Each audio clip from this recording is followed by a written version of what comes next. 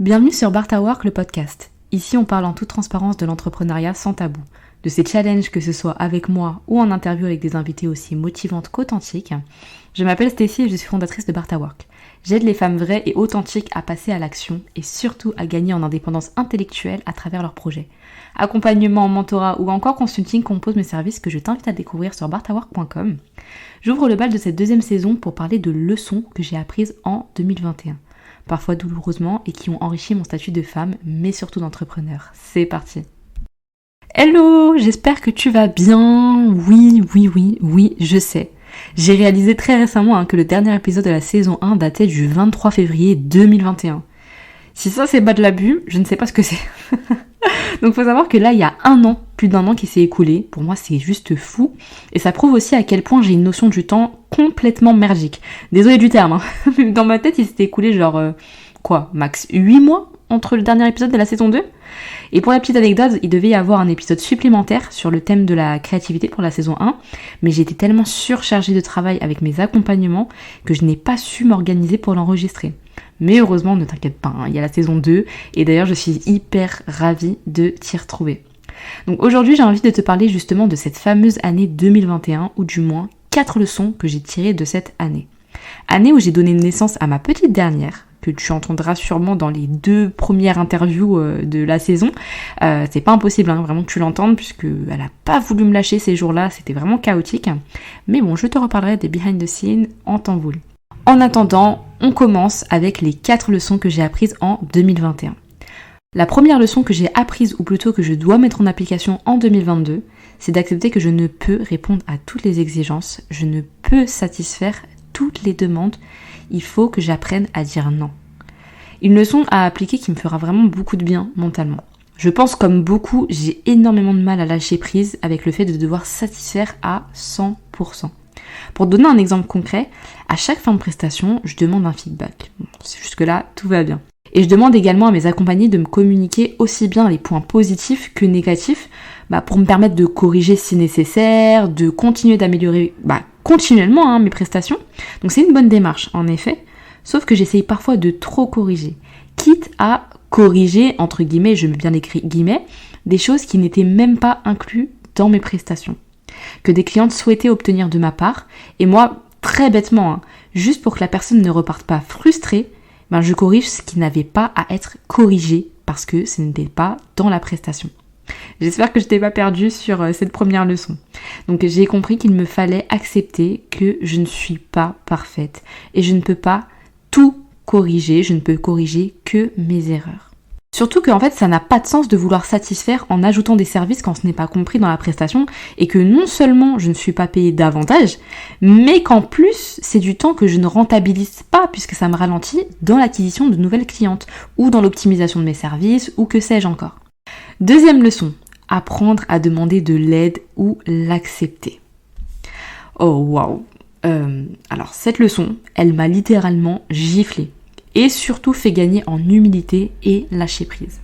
En fait, quand t'es quelqu'un qui a dû se débrouiller seul la majorité de ta vie pour vivre, devoir faire confiance ou demander de l'aide, c'est clairement loin d'être facile.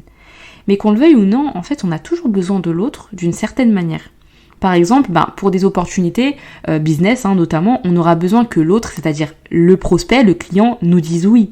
Dans le cadre d'une vie salariale, on aura besoin qu'un employeur nous dise oui. Et en fait, on aura toujours besoin de cette personne qui nous donne notre chance.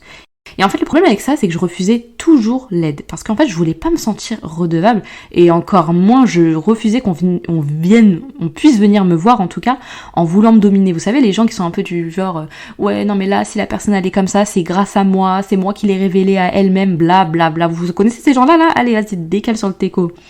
Non, vraiment. À contrario, pour aider, en fait, je suis la première. Et en fait, c'est loin d'être équitable de refuser qu'on m'apporte de l'aide alors que moi j'en apporte en retour. Et la seule aide que j'avais appris à accepter avec le temps et qui n'est plus aujourd'hui, je dis bien, une charge pour moi, c'est celle de mon mari. Jusqu'au jour de la raclette party. Donc pour situer le contexte, en décembre 2021, j'ai organisé une raclette party dont l'objectif était de réseauter entre femmes entrepreneurs ou futurs entrepreneurs autour d'une raclette. Je sais, original. Donc j'étais enceinte de 36 semaines, soit pratiquement dans mon 9e mois. Je pouvais accoucher à tout moment. D'ailleurs, j'ai accouché 3 semaines après. Donc sur le papier, organiser une raclette, c'est simple. Maintenant, organiser une raclette pour 30 personnes, comment te dire à quel point c'est titanesque. Et il faut savoir qu'en fait, initialement, j'avais prévu de faire une raclette party pour 8 personnes. Et c'est quand j'ai vu l'engouement que j'ai justement ouvert plus de place. Donc pour la raclette party, laisse-moi te dire qu'on sous-estime trop la charge de travail des pommes de terre. Les pommes de terre. Donc entre les pommes de terre, la machine à raclette, c'était une logistique de dingue. D'autant que le lieu, il était situé sur Paris, mais c'était impossible de se garer à proximité. Et moi, j'avais prévu une marge de temps en fait pour l'installation. La raclette party, elle commençait autour de 11h30 et je devais être là, je crois, plus d'1h30 avant. Et j'avais prévu justement cette marge pour tout installer, pour tout mettre en place. Mais déjà, en fait, entre l'endroit où j'étais garée versus où était situé le lieu, il faut savoir qu'il y avait entre les deux, entre le parking et le lieu, 15 minutes de trajet à pied. Donc vous imaginez aller-retour et j'avais énormément de sacs que je devais porter du coup seule avec mon gros ventre. Donc j'ai perdu énormément de temps, ce qui fait que les invités ont commencé à arriver et qu'il y avait beaucoup de choses qui n'étaient pas prêtes. Et ce jour-là, j'ai dû accepter, au début à contre-cœur, l'aide qui m'a été proposée, ou je devrais même dire imposée, de la part de mes invités. Elles m'ont forcé à m'aider. Et en fait, des invités qui aident l'organisatrice, mais on est où en fait ? On est où ? Clairement, j'étais dégoûtée. Je me disais, mais c'est pas pro. Qu'est-ce qu'elles vont penser de moi ? Elles vont se dire que c'est vraiment n'importe quoi, ça va être quoi l'image que je vais refléter en fait ? Puis je les ai observées et là je me suis dit, franchement Stécie, t'es en train de te prendre une leçon d'humanité incroyable. Mais de voir cette sororité et que tout le monde m'aidait sans même être dérangé et qu'on ne m'en tienne pas rigueur, c'est là que j'ai vraiment compris qu'il fallait voir le verre à moitié plein pour ne pas louper de beaux moments de partage. Parce que j'aurais pu me concentrer sur ça et ce moment aurait été gâché. Mais au final, j'ai choisi de me dire que c'était qu'un détail et que je ferais mieux la prochaine fois, surtout que c'était pas le premier événement que j'organisais, donc je sais que j'étais capable de faire mieux. Cette partie a été une réussite. Donc, qui sera bien évidemment, alors je pense que peut-être que chaque année, il y aura cette fameuse raclette party au mois de décembre, notez bien cette date dans le calendrier. Mais voilà, la raclette party a été une réussite. On a eu de nombreuses participantes qui ont tissé des liens, autant en termes donc d'affinité qu'en termes business, parce qu'il y a certaines qui ont gagné des clients lors de la raclette party. Et c'était le but, c'était l'objectif premier. Et cet objectif était atteint. Troisième leçon, me débarrasser de ce qui m'est néfaste pour privilégier la qualité à la quantité. C'est une leçon que j'ai appris à la dure, donc souvent après un burn-out. Et c'est surtout une leçon qui nécessite un grand ménage.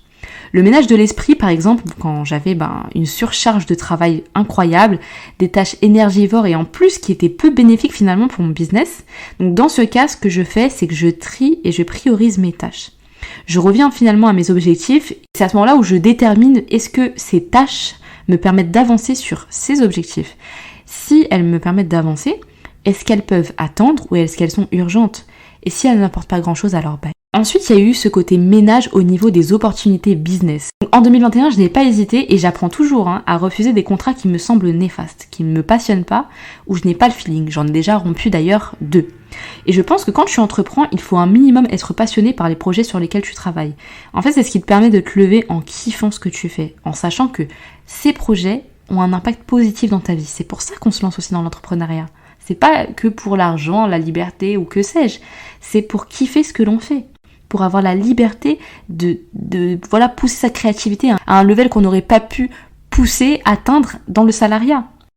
Donc non, vraiment, c'est primordial. Et je sais que d'une certaine façon, j'ai pu perdre de l'argent, ou du moins ne pas en gagner en ne voulant pas à tout prix de certains contrats. Mais pour être transparente, et là c'est l'expérience qui parle, les choix que l'on ne sent pas, c'est rarement une bonne idée de ne pas les refuser.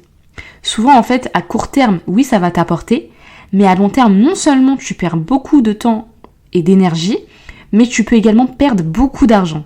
Donc franchement ça, no thanks, next. Enfin, le ménage relationnel, ce qui a été le plus difficile et le plus douloureux pour moi cette année.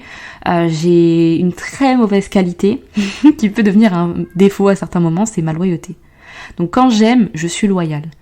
Et ma loyauté m'amène à être laxiste, c'est-à-dire que je laisse passer beaucoup de choses qui me dérangent.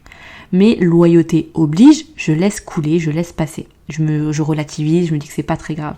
Jusqu'au moment où la confiance est rompue. Et en fait là c'est un petit peu comme un vase. Vous voyez, vous cassez un vase et vous essayez de recoller les morceaux, mais en fait ce sera plus jamais comme avant. Et ma loyauté c'est ça, c'est que je cherche à réparer à tout prix. Alors que non, il faut aussi accepter que tout n'est pas réparable et surtout tout ne vaut pas la peine d'être réparé. Donc on garde ce qu'il y a eu de positif et on se sépare pour le bien de chacun, pour avancer. Et ça, c'est une leçon, je l'ai vécue aussi dans le passé, mais c'est une leçon que j'ai remis en application en 2021, 2022, et au final qui m'a apporté un grand soulagement pour avancer encore une fois. 4e et dernière leçon, je suis une femme d'action. Là, c'est plutôt une leçon que je confirme d'année en année. Donc, il faut savoir que je suis quelqu'un qui réfléchit énormément. Et le fait que je réfléchisse énormément, c'est vrai qu'il y a des personnes de mon entourage qui ont pu penser que justement tellement je réfléchissais, je ne pouvais pas forcément passer à l'action. Alors qu'en fait, pas du tout, toute ma vie, je suis passée à l'action. C'est-à-dire que parfois, certaines choses, on peut prendre du temps, mais la finalité, c'est que j'allais toujours agir. Et il faut bien distinguer ça. Donc certes, je suis une femme qui anticipe beaucoup, je fais 10 000 plans de secours, mais je ne parle pas pour rien. Si je parle d'une chose que j'ai envie de faire, je vais prendre le temps de la réflexion, mais une fois que ma décision elle est prise, j'agis et je fonce. Et ça, j'ai même des choses dont j'ai parlé à des personnes il y a 10 ans que je suis en train de mettre en place maintenant, pour vous dire à quel point je parle pas pour rien. Donc j'ai besoin que les choses elles bougent, et même si ça me fait peur. Parce que la question c'est, est-ce que je n'aurais pas plus perdu en ne faisant rien ? La réponse, elle est évidemment oui. D'ailleurs, pour l'anecdote, en ce moment, je fais une pause Instagram pour me recentrer sur ma stratégie business, avancer un peu sur les tâches en cours, et j'ai mon programme d'accompagnement Femmes d'Action, que très clairement, je prends le temps ce mois-ci de réappliquer sur moi-même. Donc en fait, je me fais accompagner par mon propre programme. Donc pour vous dire que moi-même, j'applique en fait ce que j'enseigne au quotidien à mes accompagnés. Donc pour dire vraiment, un des travers quand t'es accompagnant, c'est aussi le fait que tu peux vite oublier que toi-même tu dois appliquer tes stratégies sur ton business. Donc t'es tellement occupé à enseigner aux autres comment apprendre à faire une stratégie que finalement t'en oublies de penser à ton propre business.